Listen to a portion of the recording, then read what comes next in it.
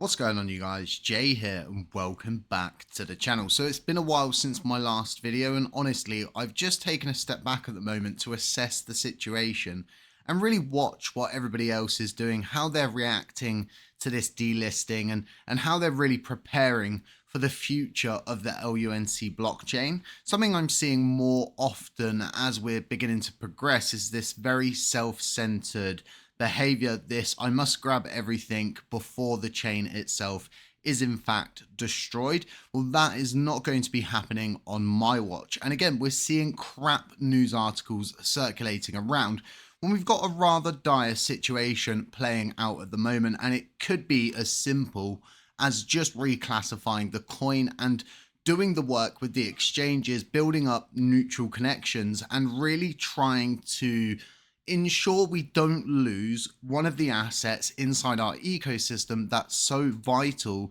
to the future of the Terra Classic blockchain. We're talking about a 35% reduction in rewards, and many people are coming up with all different kinds of positives, and they're saying it's listed in America and we're still going to be available here. The regulatory landscape is changing so fast that articles like this are simply not relevant at the moment. And what we should all be worrying about as a blockchain is this delisting that is coming in, and it's coming in around the 31st. And as we're marching towards it now, sitting at the 14th, we've not got a lot of time to act on this situation. And I think a lot of validators are really hoping that this delisting plays out and we do in fact see a collapse of the entire USTC ecosystem, because as I mentioned in my previous video, it's very beneficial if a project, a validator, an L2, a coin can actually watch the USTC environment crumble by simply doing nothing. Well, they're going to do it, because all of those burnt holders that were initial USTC holders are going to need to find somewhere to go. Whether they end up off-chain or on-chain is all going to be dependent on what projects are able to put themselves at the forefront whilst also playing on your better self. This is a very strange situation, and like I've said previously, the MiCA regulations are not the beginning and they're not the end of these delistings that are going to be rolling out. So what I've actually been doing is a bit of research and just trying to get as much information together for everybody, because the situation is point critical. And regardless of all of these validators with their blasé attitudes, all of the different people that are not bothered from this delisting are missing all of the vital points. Binance isn't just some random exchange. They're not a small player in our ecosystem. In fact, they're the top holder for LUNC and USTC as well. We're talking around 2.4 billion.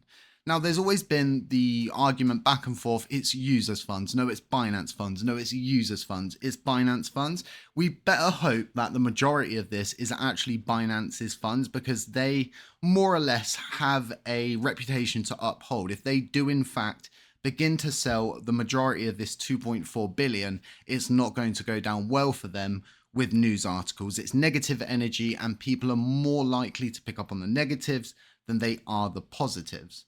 So with Binance being the largest custodial holder and us not actually knowing how much belongs to users and how much belongs to Binance, it leaves us in a situation where we would rather not see this delisting roll out. We would rather not go down the route of the delisting. And like I said, many validators are doing nothing. And what we need to understand is, if USTC is in fact delisted, we're not going to be able to get it relisted again as a decentralized ecosystem. And what's this going to lead us to?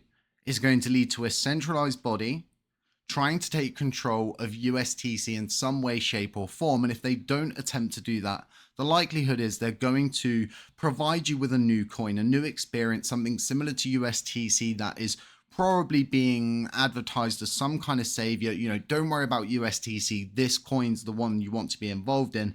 These are all of the things that you should be very cautious of, because so many people have so much to gain from this. And the reason why I know this is because Project Remedy itself, okay, uses LUNC only.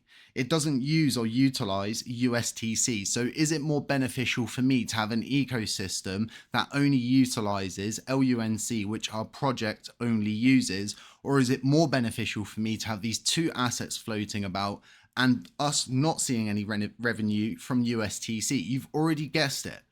It's more beneficial for projects to see USTC crumble because this allows them to provide themselves as the brick and the mortar that gets put in the wall in replacement of USTC. So again, we must be very, very cautious of this whole delisting situation, because if we go to the Oracle pool, we look at the curve, we look at the yield, it makes up around 35% of your overall rewards you get from a validator. Do you want to see a 35% reduction in the overall amount of rewards that you're actually receiving for delegating your LUNC? Let me know in the comment section if you would actually be happy with that at this moment in time. Would you be happy to see a mass amount of panic on Binance ensue and effectively crumble the remainder of the UST market cap? We're talking around $95 million at the time of this video. So like I was saying, it's very, very critical to our ecosystem that we actually maintain USTC. And the reason why I'm pursuing this is because I do not want to see a collapse of our entire ecosystem. I don't want to see us lose 35% of the overall revenue on chain. It's hard enough at the moment trying to keep people eyes forward, moving forward, and keeping people motivated. We really could not think of anything worse to happen from my point of view with USTC at this moment in time. And again, it makes up a huge amount of the Oracle rewards pool. And if we do see panic selling over on Binance, okay, it's not going to go down well.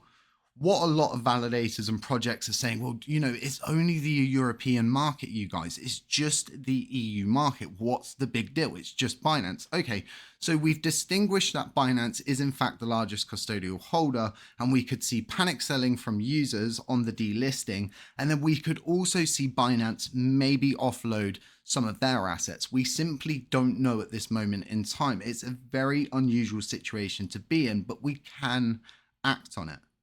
So when it comes down to the overall market for LUNC and USTC, there's people saying, well, you know, the US market, Binance does not list LUNC or USTC for trading in the US, period. But if we do in fact lose the EU market, well, we don't have the US market to bounce back on. The biggest exchange with the majority of the coins, it's not a good situation, you guys, and it scares me to the point of where I had to step back and think to myself, what are the motives for people simply not doing anything on this? Why aren't people worried about the Genius Act?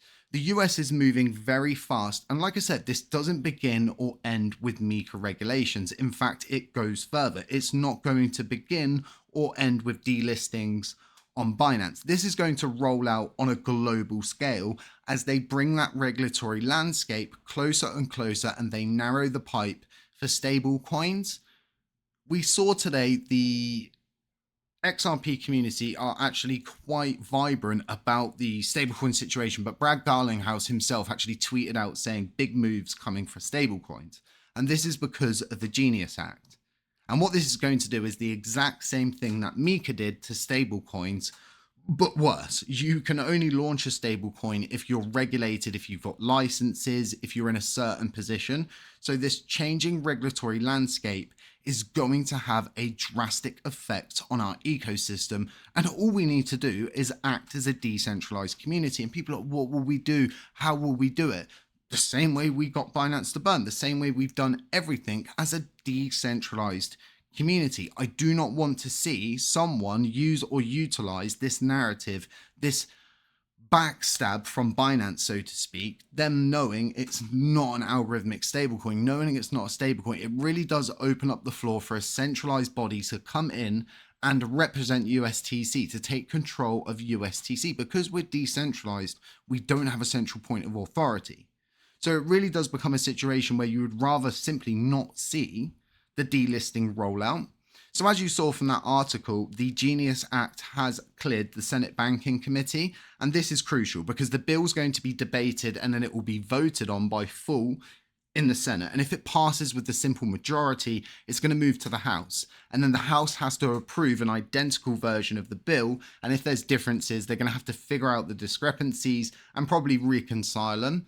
and then it's got to go to the conference committee, and then it will go for final approval. There's a few more hurdles in between, but the current stance on it is very positive. There is a bipartisan effort, so to speak, to really get this thing rolled out as quick as possible, and we're seeing a mass amount of support in the overall committee, and a lot of people are saying, well, it's got a good chance of progressing and it could become regulation very soon. We've seen how fast Trump's moving at the moment with crypto regulations. We've seen the first digital committee rounded up and presented in the White House. We are moving so fast is unprecedented. I really do think we are in bullish times, but if we are in fact in a bear market, if this is in fact the end of the bull cycle, well, the last thing we need is a 35% reduction in the overall reward structure of the Terra Classic ecosystem. These are all of the different things that are beginning to scare me, and what really gets my heckles up, if you will, is the ignorance, the doing nothing, the simple fact that a lot of these projects, these L2s, these coins, these validators don't need to do anything. They could literally just sit there, do nothing, let the delisting roll out, and they're going to benefit from it because it's going to leave a huge gap in the market. If this was LUNC, right? If this was LUNC that was being delisted, there would be a mass amount of panic. But the reason why there isn't is because it's not point critical to the stage of where it's going to kill the entire chain. It leaves a big opportunity for someone to come in as a bigger player and really take control of this ecosystem, or at least take a piece of it. If you go to any of the different CoinMarketCap, CoinGecko, whatever, we've got sections about Terra Classic USD where it's stating it's a decentralized asset, it's an algorithmic stablecoin, and it's not. It's quite simple to change this to the point where they actually have the request button right there. Even to the point where there's an exact request, and I mean an exact request sitting at number 7, existing crypto asset, update info, rebrand, URL update, and tagging. If we're able to enforce a paid per job rule, which was manually enforced by each validator, why can we not get together collectively to save UST from being delisted on Binance? And my honest answer at this moment in time is they don't want to see it saved. They want to see it removed. And a lot of the validators, as you know, probably aren't paying attention. And those will be the ones building on Luna, and they'll come and moan once it's delisted, once it rolls out, once you see the panic sales roll in. And yeah, it's going to be a dire situation which could just lead to more and more of these domino effects. And as the LUNC ecosystem gets more and more burnt out, these L2 projects, these coins, these protocols look far more appealing. Is this me saying that all of the projects, L2s, coins, and protocols on chain are bad? Absolutely not. I've been working with a couple of the different protocols on chain recently behind the scenes, talking about how Project Remedy can work in tandem with some of these protocols. So don't get me wrong, there are good ones out there, but again, there are bad characters out there. And the previous votes on USTC really did give us a clear indication of who's drilling holes in the boat and who's bailing water out. You need to be very, very careful with projects that are promoting themselves to fill the gap and provide a life raft, if you will, to burn out UST holders. Now, something that a lot of people aren't absorbing is the fact that we have to go through a 7-day proposal window. So that shortens the bracket window that we've got to fix this. So we need to really get the ball rolling now. I put a proposal up for deposit around 4 days ago.